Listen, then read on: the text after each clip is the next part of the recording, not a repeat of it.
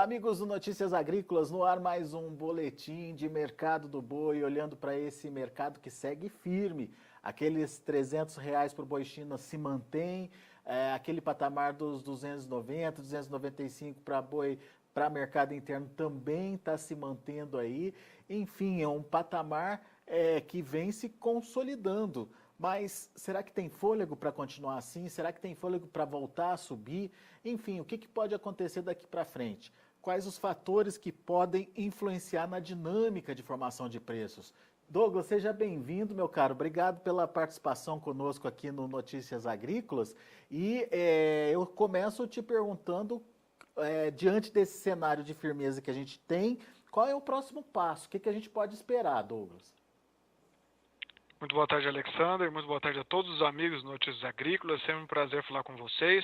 Pois é, como você bem colocou, janeiro foi um mês bem firme, assim como o final de 2020, né? Acho que o fator preponderante para todo esse movimento foi a oferta restrita de animais. Essa oferta restrita, ela não muda de uma hora para outra, então a gente pode acreditar que essa dificuldade da indústria em encontrar volume de animais terminados deve continuar aí até fevereiro, meados de fevereiro, pelo menos final de fevereiro, porque as chuvas atrasaram, né? Mas o próximo passo, quem vai dizer, vai ser a oferta também, né? A gente vê que a demanda, seja interna ou seja externa, deu uma enfraquecida em janeiro. A gente vê a desaceleração dos embarques de carne bovina, uma competição ferrenha, grande, das proteínas alternativas aqui no mercado interno, mas toda essa oscilação da demanda não tem feito tanta oscilação assim nos preços da arroba, como você bem colocou, né? Os negócios estão bem alinhados, 295 e 300 em São Paulo nos últimos dias. E possivelmente, né, como ela trouxe a arroba para esse patamar, quem vai tirar desse patamar, seja para cima ou seja para baixo, vai ser a oferta também. E quando você fala que tem pelo menos mais uns 15 dias aí pela frente, ou pelo menos até meados de fevereiro, você vê aí uma oferta chegando com força, Douglas, a ponto de mudar essa dinâmica? Bom, essa é uma ciência mais até biológica do que matemática, né? Com força, eu não sei, porque a gente não viu essa força grande chegando em janeiro também, porque as chuvas atrasaram. Mas a gente está num período de safra, né? Num período em que boa parte dos animais do ano são ofertados, né? Que vai entre fevereiro e até maio, né? Particularmente, esse ano a gente viu um movimento até diferente. Talvez esse seria um destaque em relação aos anos anteriores.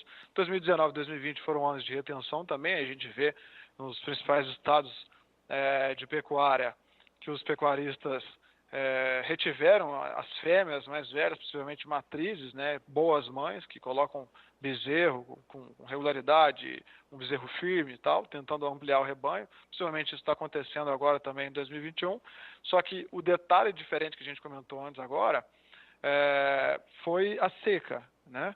Boa parte dos pecuaristas, às vezes, que não tinha uma capacidade de suporte relevante de pasto, que não tinha uma condição de manter esse animal no pasto, né, tinha que dar alguma alternativa para isso, tinha que sair para uma tangente nesse sentido. Então a gente viu, não só em São Paulo, mas em Minas, Goiás, alguns pontos do Mato Grosso, esse pecuarista que tinha um pasto que estava um pouco mais prejudicado pelas faltas das chuvas, colocarem esse animal num parceiro, num boitel, numa estruturinha de confinamento que ele tinha ali.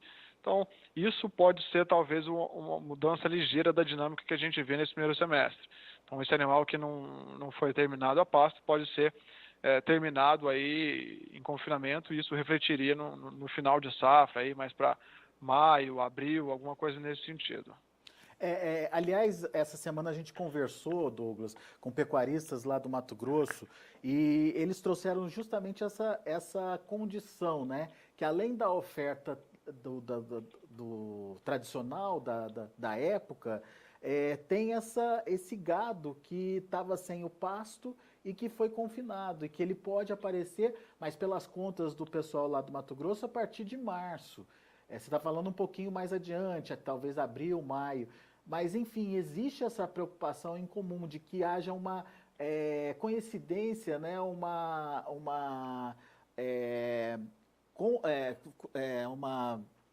conjunção aí de oferta, tanto de confinamento, desse gado que foi para esses confinamentos, quanto o gado que chega aí do mercado.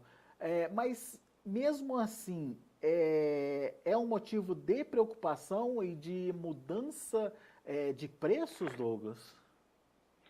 É um ponto que a gente tem que ficar atento, mas assim, não é uma combinação, um animal de pasto mais esse animal de confinamento. É um animal de pasto, né, que deveria ser ofertado talvez agora em janeiro, no comecinho de fevereiro, no finalzinho de fevereiro, que foi realocado, né, para o confinamento, para ser terminado de outra maneira, que deve sair mais nesses meses, março, abril, maio, enfim. Depende de quando ele entrou, né, depende da estratégia de cada pecuarista.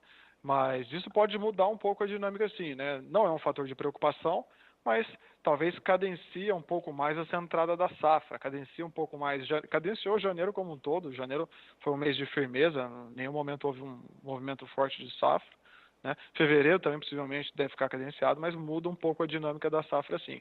Cada vez mais acho que o confinamento ele tem se firmado como uma boa estratégia, né, para o pecuarista dar o acabamento e vender esse animal. O ponto é que exige uma gestão de risco maior, né? Ele tem um prazo para sair, ele tem uma curva de ganho, ele tem um preço da dieta, tudo isso influencia na lucratividade. Mas não deixa de ser uma ótima ferramenta que tem cada vez crescido mais. Uhum. Bom, daí, posto isso, a oferta aparecendo, o que vai balizar o mercado seria a demanda? Isso, mais a oferta. A demanda, por enquanto, a gente vê que não teve tanta, por mais que a demanda externa e a interna tenha caído, tenha recuado, né? A gente não viu uma influência dela nos preços a ponto que pressionasse de maneira contundente ou a ponto que puxasse muito a arroba, né? Quem deu as cartas até o momento foi a oferta e possivelmente vai ser a oferta que vai dar as cartas também em fevereiro, em março, em abril, né? Tá. Quando eu pergunto Porque da demanda, diga. desculpa, Douglas, só para complementar o raciocínio, quando eu pergunto da demanda, na verdade, eu fico imaginando a possibilidade de o mercado exportador aquecer de novo. Agora, nesse começo de ano, é tradicional, a gente viu China fora do mercado, o mercado realmente deu uma esfriada, mas qual a possibilidade que essa demanda esquente de novo e a ponto de interferir na formação de preços ou não? Sim, ela é muito importante, né? Principalmente a externa. A gente viu que a participação das exportações em 2020 cresceu bastante em relação a 19 e 18. Deve continuar se firmando como uma ótima válvula de escape para esse ano. Tipicamente, né, a China e os outros países são mais fracos em janeiro e fevereiro, por isso que a gente está até vendo um janeiro até mais calmo em relação aos meses anteriores, isso é normal, isso é esperado, mas a partir de fevereiro, março, pode ser que essa fome comece a dar as cartas, comece a aparecer novamente.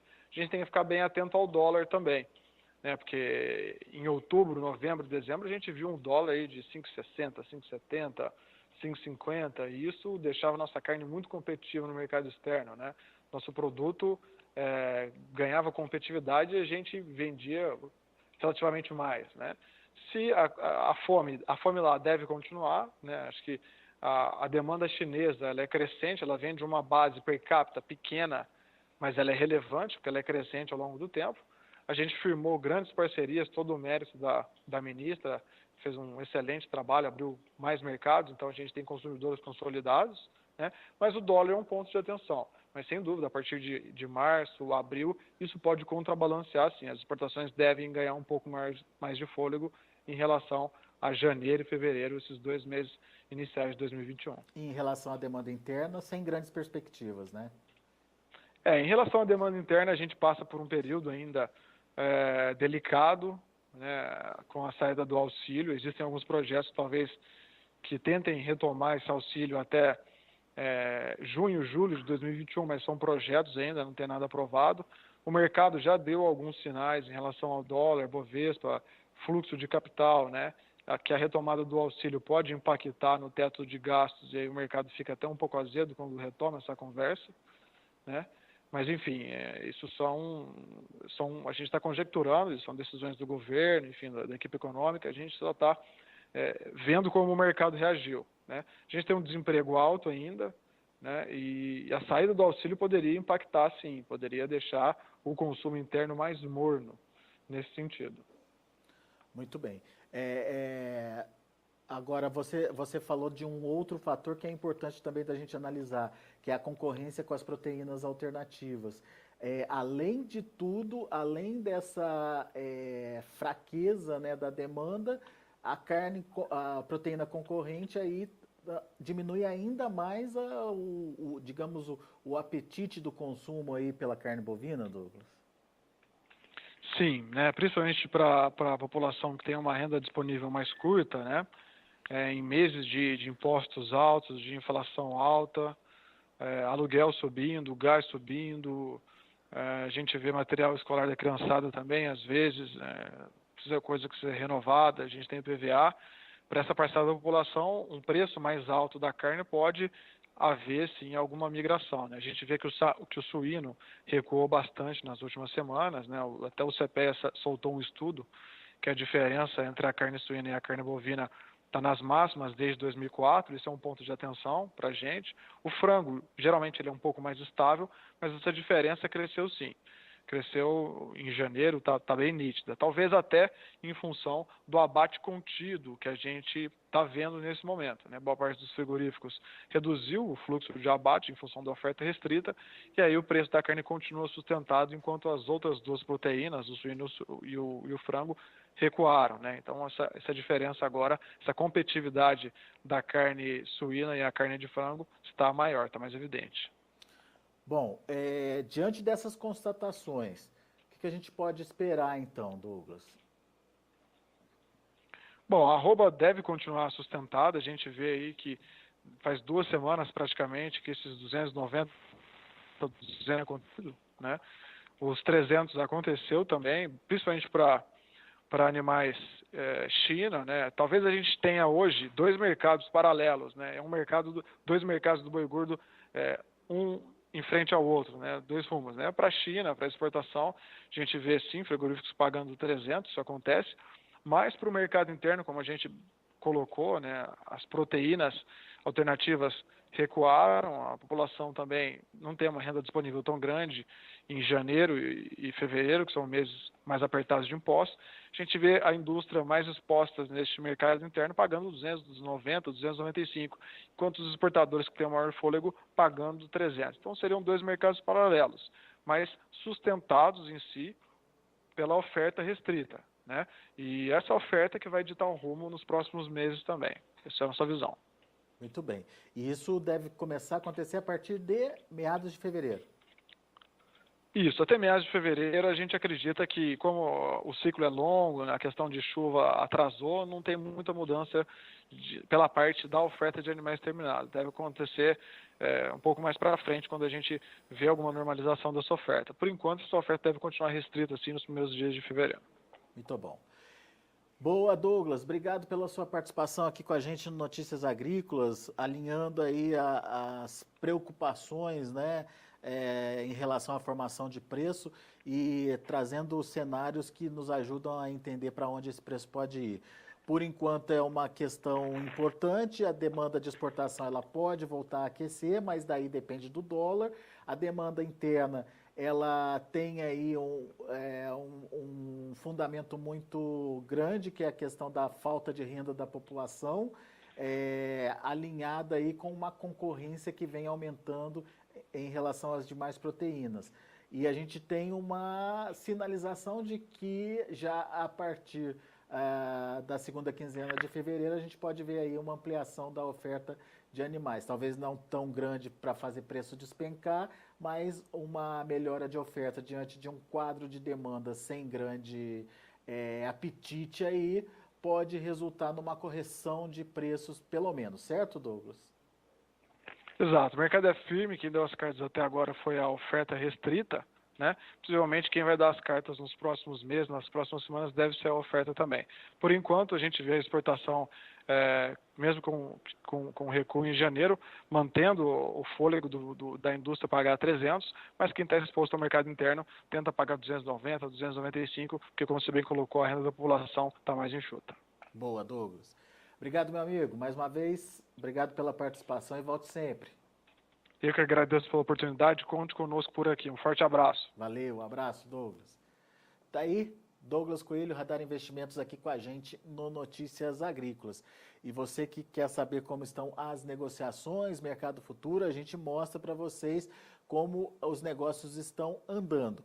Sinalizando negócios negativos aí na tela, janeiro R$ 296,70. Janeiro já está praticamente finalizando, finalzinho do mês, dia 30, já são os últimos negócios do mercado do boi para janeiro.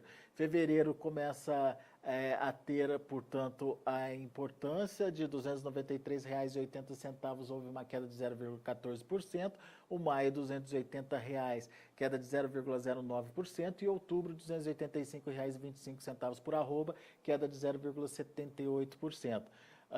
O mercado, portanto, sinalizando aí um recuo nos preços para os meses que virão. O indicador CPEA fechou ontem a R$ 297,85, com queda de 0,05%. São os números de hoje, a gente fica por aqui, agradeço muito a atenção e a audiência. Na sequência tem João Batista Olive com Tempo e Dinheiro aqui no Notícias Agrícolas.